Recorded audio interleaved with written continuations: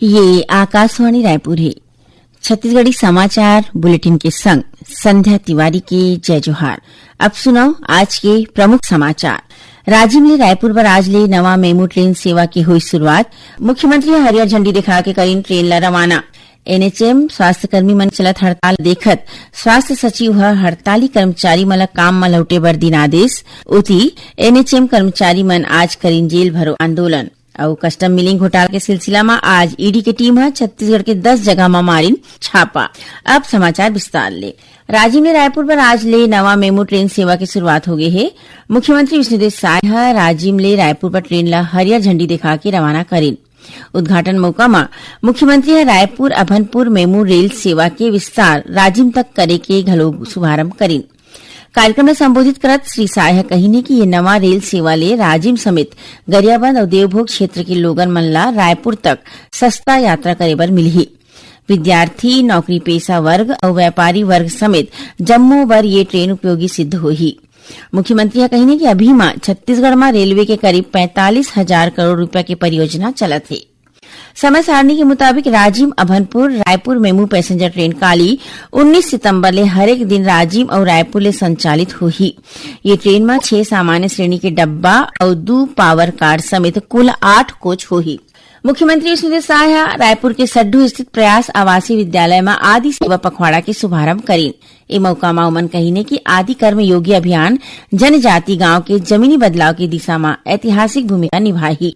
मुख्यमंत्री कहीने कि अभियान में बछर 2030 तक प्रदेश के जम्मो जनजाति गांव के ट्राइबल विजन डॉक्यूमेंट तैयार करे जाही, जौनहा दीर्घकालीन विकास के रोड मैप बनही। उन्हें 2 अक्टूबर के आयोजित ग्राम सभा में एकर अनुमोदन करे जाही। मुख्यमंत्री विष्णुदेव साय विश्वकर्मा जयंती के मौका में रायपुर के इंडोर स्टेडियम में राखे गए श्रमिक महासम्मेलन में शामिल हुईन।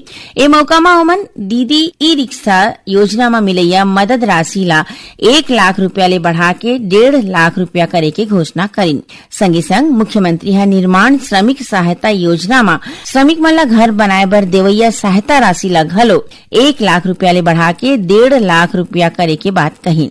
ओमन कहीने की पंजीकृत श्रमिक मन की निःशुल्क स्वास्थ्य जांच और इलाज के पूरा खर्चा अब श्रम विभाग डाले करे चाहिए।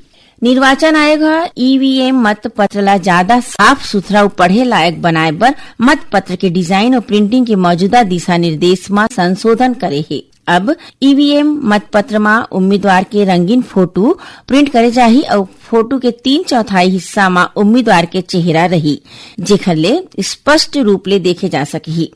एक रूपता लाने पर जम्मू उम्मीदवार मन के नाम और नोटा एके समान फोटो में छापे जाही। ये ईवीएम मतपत्र के उपयोग बिहार विधानसभा चुनाव ले शुरू करे जाही।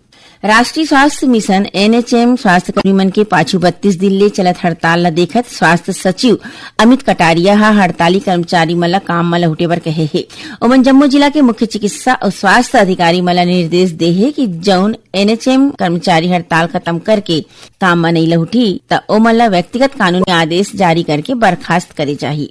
इखर संगे संग जम्मू जिला मन में खाली हुए पद के सूची तैयार करे और भर्ती प्रक्रिया शुरू के निर्देश दे गए है। उन्हें प्रदेश भर के हड़ताली एनएचएम कर्मचारी मन आज रायपुर में जेल भरो आंदोलन करीन। राष्ट्रीय स्वास्थ्य मिशन संघ के प्रदेश अध्यक्ष अमित मीरी और रायपुर जिला अध्यक्ष अशोक उइके आकाशवाणी समाचार ला बताइन है कि जेल भरो आंदोलन में 8,000 ले ज्यादा स्वास्थ्य कर्मी शामिल हुईस। ये दौरान पुलिस कईठिन जिला के कर्मचारी मन ला हिरासत में लीस, जौन मन बाद में छोड़ देगिस। ये कर्मचारी मन अपन 10 सूत्री मांग ला लेके हड़ताल में हवय। यही बीच स्वास्थ्य विभाग बलौदाबाजार में 160 और कोरबा में 21 एनएचएम स्वास्थ्य कर्मी मन ला बर्खास्त कर दे है। उन्हें सूरजपुर जिला में मुख्य चिकित्सा और स्वास्थ्य अधिकारी 594 कर्मचारी मन की सेवा समाप्त कर दे है। छत्तीसगढ़ी समाचार बुलेटिन आप मन आकाशवाणी रायपुर ले सुनत हो। छत्तीसगढ़ के खबर ले है आपकी वास्ता और खबर के विश्वसनीयता ले है हमार वास्ता। आकाशवाणी समाचार रायपुर के प्रादेशिक समाचार बुलेटिन के संगे संग हमार समसामयिक कार्यक्रम आप रेडियो के संग अपन मोबाइल में घलो सुन सकत हो। आकाशवाणी समाचार फेसबुक, ट्विटर और यूट्यूब में घलो हावय। हमार फेसबुक पेज हरे Chhattisgarh news on AIR, Twitter handle CGAIR news और हमार यूट्यूब चैनल हरे छत्तीसगढ़ AIR न्यूज। तो अब रेडियो के संगे संग आपके मोबाइल के माध्यम ले हम आप तक पहुंचत हन। छत्तीसगढ़ के हर खबर पर सुनत रहो आकाशवाणी समाचार। अब आगू बाढ़ बांचे समाचार कोती।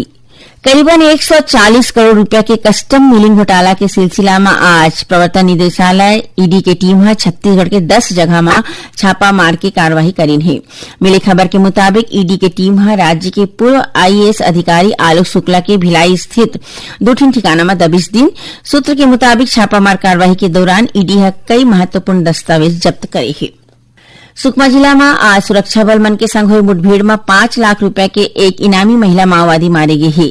ये माओवादी के शव बरामद कर ले गए हैं, जेकर पहचान मलांगीर एरिया कमेटी के सदस्य बुस्की नुप्पो के रूप में हुए है। जिला के पुलिस अधीक्षक किरण चौहान ने बताई कि माओवादी मन की मौजूदगी की खबर मिले के बाद सुरक्षा बल के जवान मन तलाशी अभियान में निकली। इसी दौरान गादीरास और फूलबगड़ी के जंगल में माओवादी मन सुरक्षा बल मन पर गोलीबारी शुरू कर दी। जवाबी कार्रवाई में एक माओवादी मारे गिस। इलाका में सुरक्षा बल मंडहाले तलाशी अभियान चलाए जावत है। उन्हें बीजापुर जिला में काली हुई मुठभेड़ में मारे गए दोनों माओवादी की पहचान कर ले गए हैं। ये दोनों माओवादी ऊपर 7 लाख रुपया के इनाम घोषित रहिस। ये माओवादी पेद्दा कोरमा गांव के 3 ग्रामीण, मनकेली गांव के 1 ग्रामीण और तोड़का गांव शिक्षा दूत की हत्या की घटना में शामिल रहिस है।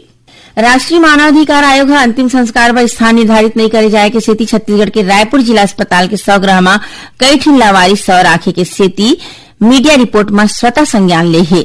यहां अंतिम संस्कार एक गैर सरकारी संगठन डाले करे जाते। बताया गया है कि पांचू हफ्ता ले 3 अज्ञात शव मन पोस्टमार्टम पर भेजे नहीं गए है। आयोग अपन टिप्पणी में कहे कि ये मानवाधिकार के गंभीर उल्लंघन के मामला है। आयोग ये मामला में मुख्य सचिव ला नोटिस जारी करके 2 हफ्ता के भीतर पूरा रिपोर्ट मांगे है। खबर के मुताबिक ये बारे में मीडिया में 9 सितंबर के एक रिपोर्ट प्रकाशित हुई रही। केंद्रीय आवास और शहरी विकास राज्य मंत्री तोखन साहू बिलासपुर में स्वच्छ वार्ड चैलेंज प्रतियोगिता शुरू करे के घोषणा करे है। एकर तहत हर महीना जम्मू वार्ड के सर्वे करे चाहिए। स्वच्छता के पैमाना में खरा उतरैया वार्ड के विकास काम बर पुरस्कार के रूप में 10 लाख रुपया के उपराहा मंजूरी दे जाही। उन्हें बिलासपुर नगर निगम डहाले व्हाट्सएप आधारित चैट बॉट सेवा शुरू करे जावत है। बिलासपुर प्रदेश की पहली नगर निगम बने बर जावत है, जी हाँ लोगन अब स्मार्ट चैट बॉट के माध्यम ले ज्यादा सेवा के लाभ घर बैठे ले सकी। इस सेवा के माध्यम ले लोगन मन ला प्रॉपर्टी टैक्स की जानकारी और भुगतान, बिल्डिंग परमिशन, शिकायत पंजीकरण, जन्म मृत्यु प्रमाण पत्र जैसा सुविधा मिल सकी। एक चैट बॉट के उपयोग करे बर निगम एक विशेष व्हाट्सएप नंबर जारी करही। सेवा पखवाड़ा में आज नई दिल्ली के आकाशवाणी परिसर में स्वच्छता शपथ के आयोजन करेगी। आकाशवाणी के महानिदेशक राजीव कुमार जैन अधिकारी और कर्मचारी मन स्वच्छता के शपथ दिलाई। उमन शपथ लेवैया सदस्य मन स्वच्छता बर हर बछर कम ले कम 100 घंटा समर्पित करे के आग्रह करीन। शपथ में ये बात रूपर जोर देगिस कि न तो खुदे कचरा फैलाए और न दूसर मन ला कचरा फैलावन दे। संगे संग ज्यादा ले ज्यादा लोगन मन ला घलो स्वच्छता के शपथ लेबर प्रेरित करें। प्रधानमंत्री नरेंद्र मोदी के जन्मदिन के मौका में 17 सितंबर से शुरू है सेवा पखवाड़ा 2 अक्टूबर के गांधी जयंती तक चलही। आखिर में प्रमुख समाचार एक घाव फिर। राज्य में रायपुर बर आज ले नवा मेमो ट्रेन सेवा के हुई शुरुआत। मुख्यमंत्री हरियर झंडी दिखा के करीन ट्रेन ला रवाना। एनएचएम स्वास्थ्य कर्मी मन के चलत हड़ताल ला देखा स्वास्थ्य सचिव हड़ताली कर्मचारी मन ला काम में लौटे बर दिन आदेश। ओती एनएचएम कर्मचारी मन आज करीन जेल भरो आंदोलन। और कस्टम मिलिंग घोटाला के सिलसिला में आज ईडी की टीम छत्तीसगढ़ के 10 जगह में मारी छापा। एक संग छत्तीसगढ़ी समाचार बुलेटिन यही सिरावत है। जय जोहार।